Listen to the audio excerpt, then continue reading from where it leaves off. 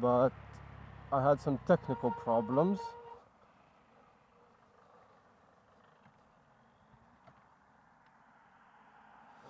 Okay, that's not good.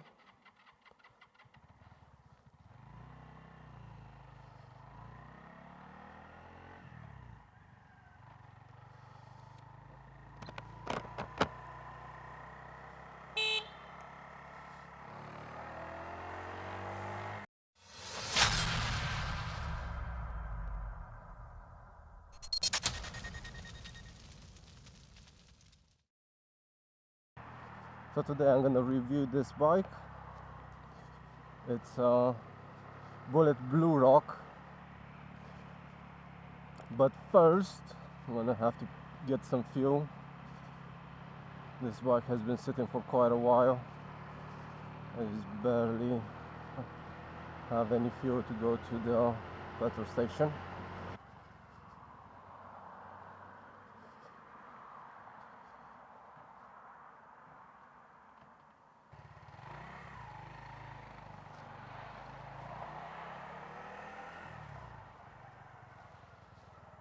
So I just remembered that I don't have my wallet with me. I have 1 bar of fuel, and I'm gonna do the review with 1 bar of fuel. Let's see what happens. This is gonna be an interesting video. So let me tell you a bit about this bike. I'm gonna tell you how I got to own it. So even though it's really low mileage, just over 300 miles, I am the second owner. I didn't buy this bike from new. I got it from an auction. I got it as a Cat N, which means non-structural cosmetic damage. It wasn't really hard to fix. I had to change the forks, put some new handlebars on it. I did do a few other things to it, some cosmetic changes or upgrades or whatever you want to call them, and a few functional. I will tell you all about that as well. So like I said, I got this bike from an auction as a Cat N. I paid £900 for it, and I spent another 400, around 300, 400 fixing it. Brand new, this bike would have been around £2,600. So I think I got a good deal on it. I'm going to talk about this brand, this company, Bullit. It's a Belgium-based company. Don't get it twisted. This is 100% Chinese. So Bullit, based in Belgium, in partnership with a company called MOF, and that's with 3 O's, which actually kind of builds, which either builds or is in partnership with a few other companies that build like electric scooters, commuting scooters and bikes, ATVs, quads.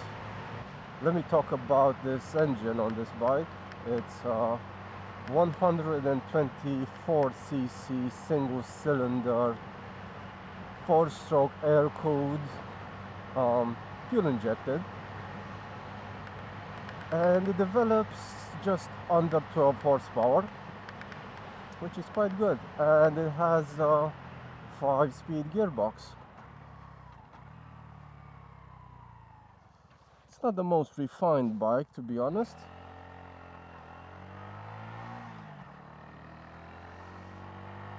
but does the job. I mean, it's a 125, so it's not a race bike, but it's pretty fun to ride. There are similar bikes out there with the same type of engine, because this engine is a copy that the Chinese made off of a Suzuki GN engine. The suspension on this bike is, I would say, alright. On the front you have conventional forks. Sometimes I think they're a little bit stiff, but the rear suspension is quite soft.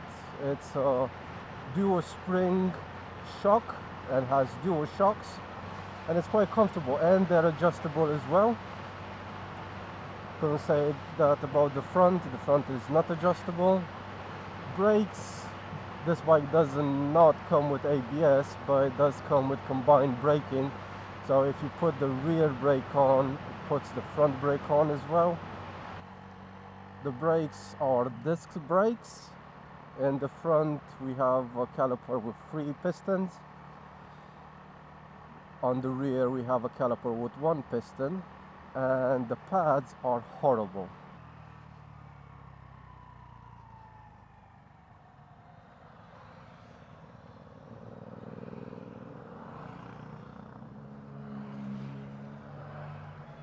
I just wanted to let these guys pass because I'm gonna go right here.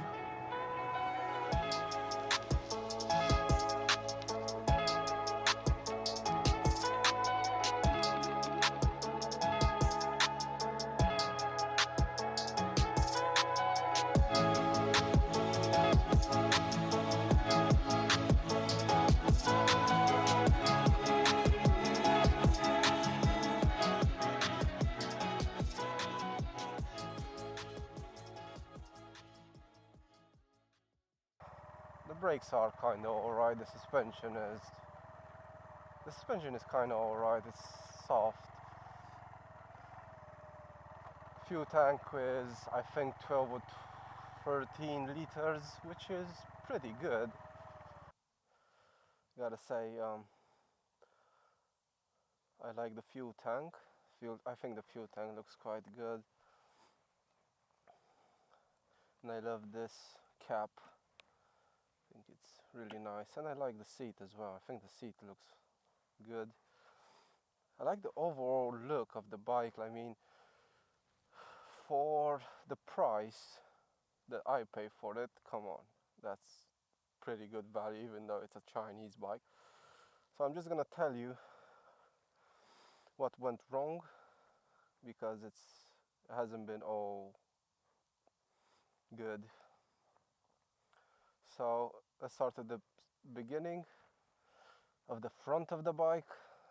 See, I have these spoke covers. They usually are chromed, but I had to put black spoke covers because the spokes have already rusted, more in the rear than the front, and I had to put covers on. Again, in the front, this bike did not come with a LED light in the front. It does have LED indicators, front and rear, and LED rear light, but the front light was H4 halogen, and basically it had a plastic front lens which started to melt, so I had to get rid of that. I had another issue. The engine management came on, so after a little bit of investigation, the oxygen sensor failed, so I had to replace it. I got this sensor from AliExpress. I paid £20 for it. It didn't say that it's for this bike, but it looked exactly like the one that came off this bike. The connector was the same, all the wires the same colors, and the same, like everything was exactly the same. Only thing that wasn't the same, it has a slightly longer cable. So I ordered that, fitted it, everything is 100%. Now, I did already do an oil change on this bike. It runs well, I mean, as well as a Chinese bike can run. Another issue that I had a small electrical problem with these wires underneath the tank. One of the wires that powered the fuel pump actually broke, because the way it was wired, it was touching the frame, and from the friction and vibration, eventually it broke. And this happened, it had under 300 miles. So that's not really good, but to be honest with you, I encountered the same things with Italian bikes. I'm not gonna mention the brand, Piaggio. Excuse me, but yes, if you're mechanically minded, I mean, you can fix it. It's not that big of an issue.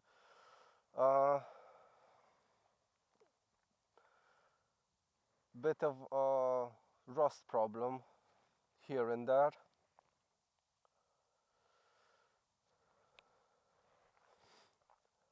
Another thing that I like about this bike is the digital dial,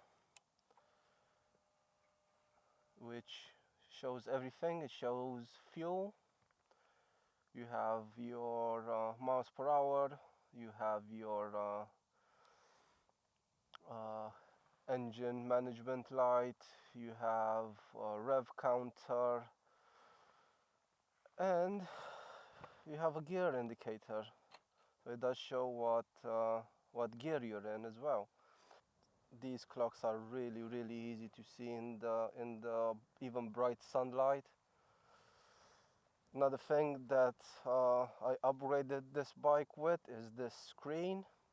So I put the spokes, I put the headlight, the screen, I changed the handlebars because the original ones were bent, and these are AJS Scrambler handlebars, which are a little bit higher, and I actually like them way more. Would I recommend you buying this bike? Well, for for £2,600, you can get a low mileage second-hand Honda 125, or you can get, not far from that price, you can get a brand new Honda CBF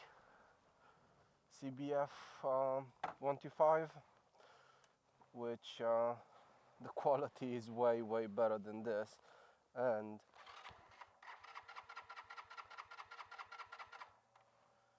it's a Honda.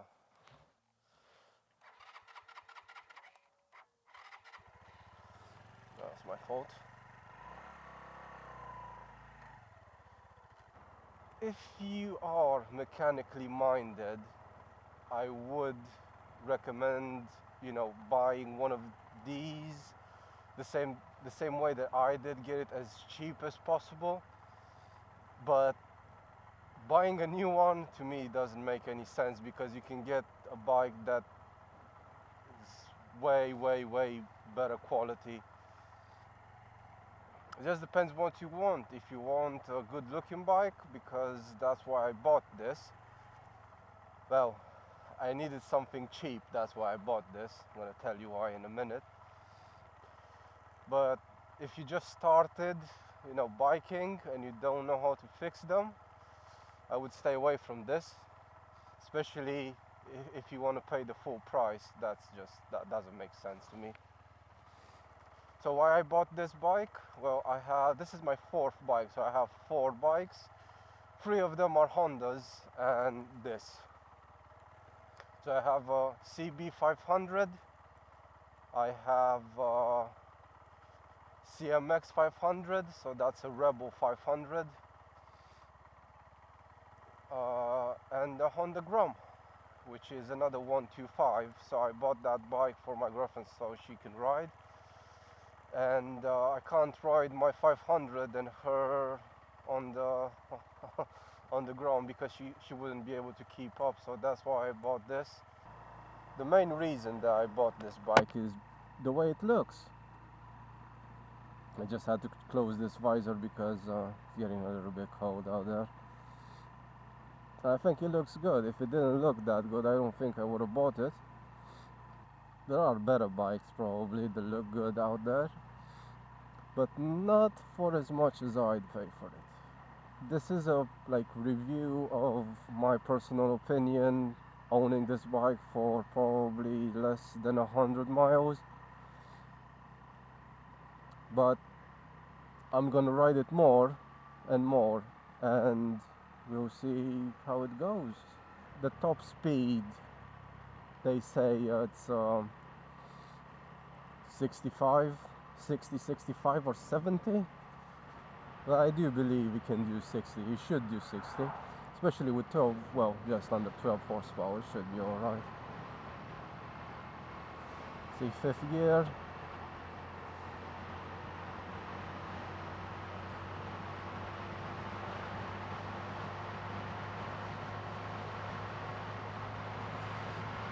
Fifth gear, I guess.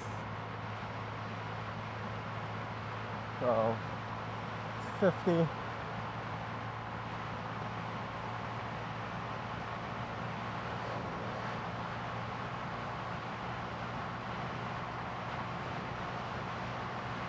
$54, $55. I am going downhill, by the way.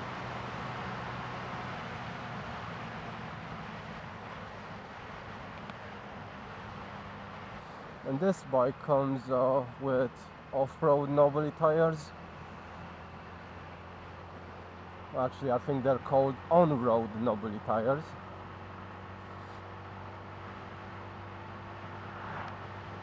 And they feel quite nice. There's no real bad vibrations. Fuel gauge is starting to blink. That means it's on its last sips, being a bit reckless. Oh no, it stopped blinking now. See, these speed bumps, it goes like there's nothing. Like, I really like it. Reminds me of the, it's gonna be blasphemy, but of the KTM SMCR 690 that I had. Could go and jump everything with that. I mean, I couldn't do that on my CB 500, my Rebel 500. It would break my spine.